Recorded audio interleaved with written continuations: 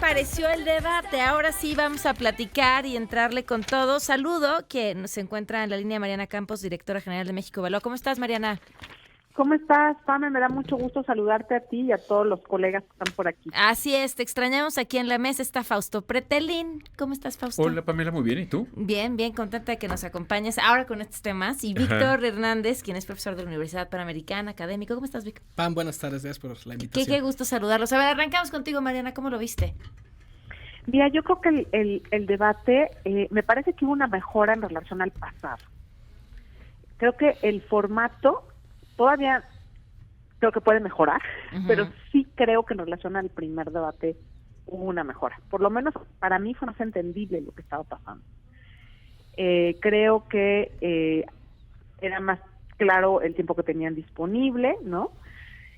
Me parece que incluso los candidatos lo aprovecharon mejor, pero lo que sí siento es que todavía sigue siendo un formato muy rígido, como que necesitamos promover mayor participación, es más, moderación, yo diría. Más bien, necesitamos que los moderadores sean moderadores, que puedan de pronto como interrumpir, decir, oye, tú no has contestado esto, ¿no? Porque pasaban las preguntas en video de los ciudadanos y de pronto no contestaban esa pregunta, ¿no? O un candidato le hacía una pregunta a otro y tampoco se respondía. Entonces sí siento que era como de pronto más bien cada quien hablando de lo que quería. Entonces sí necesitamos como que haya mayor interacción, que los moderadores no sean moderadores y no nada más presentadores. Y sí también creo que tiene que haber un incentivo para que sea costoso no decir la verdad. Ah, hasta el momento, yo digo que les avienten slime, por favor, no toques así en la mesa. Ay, mintió, ¿no? Pero mintió o no contestó. Una sección en donde algunos datos, para que sea justo, se verifiquen algunos datos de cada candidato que haya arrojado, ¿no? Y que incluso, ¿no? A ver, tenemos aquí la aplicación de un dato. Oye, dijiste que la inflación fue tal, ¿no? O que tú dijiste que era posible hacer esto, ¿no? No, y resulta que no, tenemos esta evidencia. O sea, digo, no, la idea es que como cuelgan a los moderadores si pudieran hacer eso, los cuelgan si pudieran hacer eso, pero sería una gran idea. Se vale soñar, Tom. Eso sí, Fausto, ¿tú cómo lo viste? Bueno, primero, la agresividad presente, tal pareciera que el lenguaje de las redes sociales ha asaltado a la realidad, pasa de la virtualidad a la realidad. Segundo elemento, derivado del primero, la enorme polarización que existe en las redes sociales está vivo en la política y eso quizás va pues, afecta la calidad de la democracia, ¿no? Un tercer elemento es que ya no se habla de la palabra, ya no se habla de la democracia. Sí, López Obrador es el primer presidente que no recibe a la oposición en Palacio Nacional y eso, esa rispidez que se ve, lógicamente estuvo latente en el debate, ¿no? Un cuarto elemento es la victoria de Xóchitl en el debate. Un quinto elemento, el error de ella fue llamarla narcocandidata. Lo tiene que demostrar porque si no, pues es un boomerang que se le tiene que revertir. Y un último elemento es que logró posicionar esa frase de la candidata a las mentiras, ¿no? Es decir, la verdad y la mentira ya cada vez es más difícil de separar, de distinguir. La frontera es muy tenue. Presentar hojas con sellos, demandas y demás en términos de credibilidad hacia la población, pues prácticamente se nimia, no existe, o llevar demandas y en realidad pues es muy complicado, ¿no? Que en un debate se pueda ver eso, pero creo que el Claudia Sheinbaum pues sí fue arrinconada, sí se le vio que le sacó de su comodidad Xóchitl, a diferencia del primer debate, y el gran error de ella pues es hablar de la 4T, cuando pues hay que pensar en el futuro, porque lo de Maynes también me parece ridículo hablar de Vicente Fox, digo ya por favor, vamos a hablar de Zapata, de Villa o de los conquistadores españoles, hay que pensar en el futuro. Víctor. Pam, yo tengo muchos años dando clases de oratoria y francamente para mí las 3 candidaturas no entregan lo suficiente en términos de su lenguaje no verbal, su modulación de la voz. En todo caso, quien se escuchaba un poquito más conversacional era Álvarez Maínez, si ignoramos esta práctica deleznable que le han insistido sus asesores de sonreír como si te fuera a asesinar, ¿no? En un callejón a la medianoche. Y digamos, creo que hay cierto descaro y cierta pérdida de valor de la verdad empatear, ¿no?, acusaciones muy graves que se han presentado en los debates con frases cínicas como pues presenta tu denuncia, ¿no? Mándalo a la Fiscalía General de la República, cuando sabemos que hay una crisis de justicia en este país, donde la propia Suprema Corte ha tenido que intervenir para tumbarle sus venganzas personales al fiscal de la República.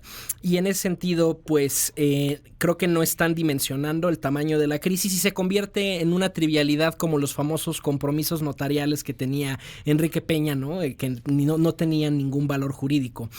Yo no estoy tan seguro si hay un claro ganador en este debate, ni en términos retóricos, ni en términos de contundencia. Sí se vio mucho más incómoda Claudia Sheinbaum con las acusaciones, pero aunque Xóchitl es una gran conversadora y tiende a ser muy espontánea, creo que todavía no está entregando en términos de oratoria pública con la contundencia que a lo mejor se quisiera.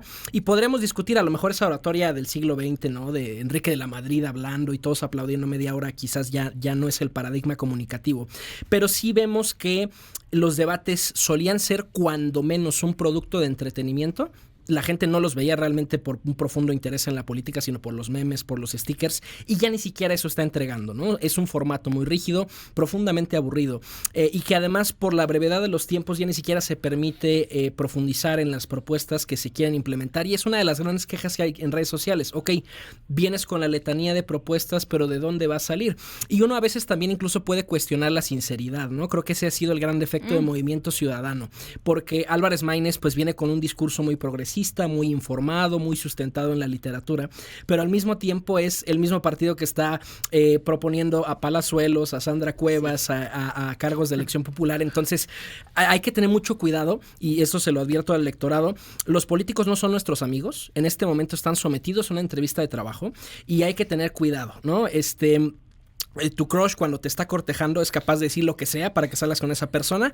Tengamos cuidado con lo que nos están prometiendo. Amo, los políticos no son nuestros amigos. En términos de la verdad, tú compartías una gráfica porque uno de los puntos que dijo Claudia Sheinbaum, Mariana, era el de la deuda, ¿no?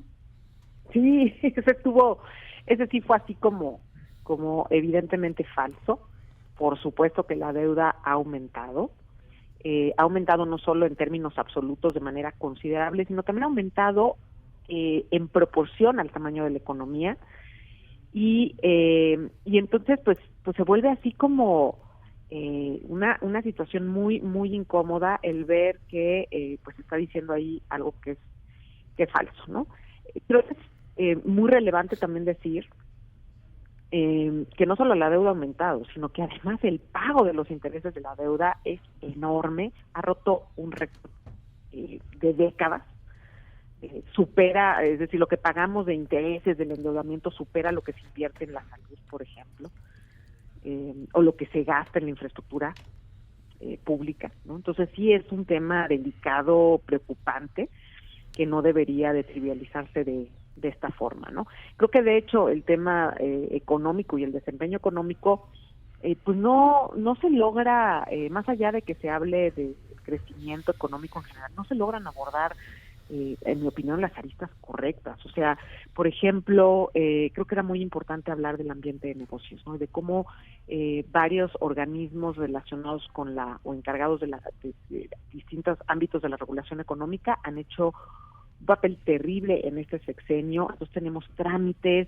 que están pendientes de resolverse y que acumulan años. Creo que es el caso de la COFEPRIS y de la CRE, por ejemplo, tanto en el sector de salud como en el sector de energía. Entonces no se habló, por ejemplo, de esa parte que es tan importante, ¿no? Entonces a veces se habla como, bueno, la economía ha crecido 3% en 2023. Bueno, sí, pero el PIB o el ingreso por habitante está estancado. O sea, el PIB por habitante está estancado. Tenemos un PIB por habitante del mismo tamaño de 2017, o sea, 7 años después.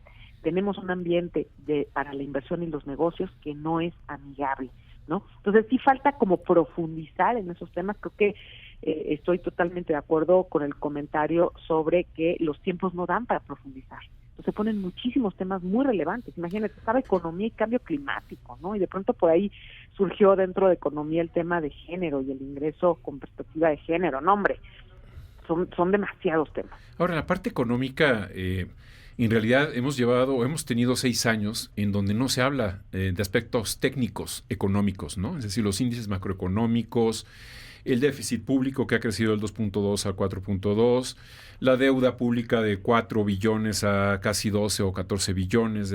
Es decir, es como no querer ir al doctor a revisar, ¿no? Con una radiografía cuáles son las variables macroeconómicas, porque la economía se ha convertido en el enemigo principal del presidente López Obrador. Es decir, los técnicos, los neoliberales, los itamitas, son precisamente los anatemas, es decir, lo que no se debe de hablar. Y de alguna manera eso le permite a Claudia Sheinbaum lanzar esta idea de que no ha crecido el precio de la gasolina, lo cual me pareció una broma como del 28 de diciembre, ¿no? Es decir, ¿a quién está diciendo la verdad? La mentira, perdón. ¿A quién le puede creer? Vamos a una pausa y ahorita seguimos platicando sobre esto. Yo estoy francamente sorprendido de la habilidad que ya tienen de pronto los candidatos para mentir abiertamente en televisión nacional. El que me dejó boquiabierto fue la afirmación de Claudia Sheinbaum de que se crearon zonas ecológicas protegidas en el perímetro del Tren Maya, lo cual de verdad es una cosa de locura, ¿no? ¿Cuántos cientos de miles de árboles no se perdieron y el daño ecológico provocado? Y de nada sirve que el puro perímetro del tren sea declarado zona protegida. Sí, hay jaguares, hay vida silvestre que está siendo atropellada frecuentemente por los trabajos y las obras que se hacen ahí. Y en verdad estoy preocupado porque pareciera que los debates no van a tener ningún efecto muy real en la preferencia electoral. En general suele ser un debate académico difícil distinguir. En diferentes países hay diferente evidencia sobre qué tanto deciden el voto. Pero francamente estoy desilusionado, o sea, yo lo confieso y a título personal y no de ninguna institución que yo represente ni colabore. Yo tengo una preferencia electoral muy clara, no porque me convenza la candidata, sino porque ya llevamos 6 años de militarización, de desfalco público, de escándalos de corrupción. Y no me queda claro que vaya a ser la solución mágica a los problemas del país. Solo sí me queda muy claro que nuestra democracia está en juego. Está en riesgo de entrada de convertirse en una timocracia, ¿no? En el gobierno de los militares, que al menos nos va a tardar 30 años desmilitarizar este país por la profundidad de lo que ha ocurrido aquí. Y sí me preocupa, por ejemplo, que seguridad se pateó el balón hasta el tercer debate, cuando debió haber sido el primer tema a discutir, porque eso afecta a nuestro desempeño económico. La militarización ha tenido efectos ambientales. Era probablemente el único o el más importante tema transversal, y patearlo hasta el final me parece un error. Ahora, yo sí quisiera volver a lo que comentábamos antes del corte, de por qué a lo mejor los temas económicos no son tan taquilleros. Publicaba Ernesto López Portillo una columna esta semana, decía la irrelevancia de la evidencia, ¿no? Y él sobre todo hablaba de la seguridad pública. ¿Cuántos colectivos no hay de sociedad civil? ¿Cuántos organismos internacionales te pueden publicar todas las gráficas del mundo? Y aún así eso no le viene ni le va al mexicano en muchas ocasiones. Muchas veces oír crecimos, no crecimos 2%, 3%, muchas veces al mexicano de a pie no le dice mucho, porque es costoso cognitivamente enterarse de estos temas. Y yo francamente ya no sé qué hacer. Mis alumnos apenas me entregaron la evaluación del semestre pasado y decían, es que usted evalúa muy duro cuando nos da clases de oratoria, ¿no? Y justo mi respuesta fue, les doy clases de oratoria así para que no hablen como Xóchitl, para que no hablen como Claudia Sheinbaum. Quiero que aspiren a un modelo de oratoria más efectivo, que persuadan a la gente. Te acordarás, hubo una candidata que hasta se paralizó, ¿no? En uno de estos debates, me parece que fue en la legislatura de la Ciudad de México. Atento, esto es muy mi comercial, ¿no? Pero por favor pongan atención, hay una razón detrás del rigor. No podemos acostumbrarnos a que este sea el nivel de discusión pública y de delivery que hay en la oratoria política. Pero ya esos son mis traumas de... Sí, y en la candidatura a la presidencia, que es la más grande. ¿Quieres agregar algo, Fausto? No, que me parece que desde el punto de vista de tu ideal, ¿no? De la oratoria, pues bueno, estamos muy lejos, ¿no? Es decir, sobre todo cuando ya no se le crea los informes de PISA, lectura, los datos de INEGI de este último año, de cómo ha ido bajando el índice de lectura de libros. Ya es mucho pedir. Yo creo que de alguna forma, pues, el tema de la seguridad es el que verdaderamente apremia, ¿no? Qué mejor que México tuviera un Congreso en donde verdaderamente existieran las personas, los diputados que puedan llegar a debatir con altura. Pero bueno, yo creo que la urgencia en este momento son otros temas, ¿no? Sí, así que es lo que hay. Mariana, para cerrar. Pues, Pame, yo creo que en efecto, o sea, necesitaríamos sí hacer modificaciones de nuevo al formato del debate. Sí creo, insisto, en que el presentador tiene que ser un verdadero moderador. Creo que también limitar los gestos y una serie de cosas que se estuvieron limitando el día de ayer no abona mucho, lo hace todavía más rígido. Creo que tiene que haber incentivos o costos, digamos, a no decir la verdad. Hay que pensarle cómo.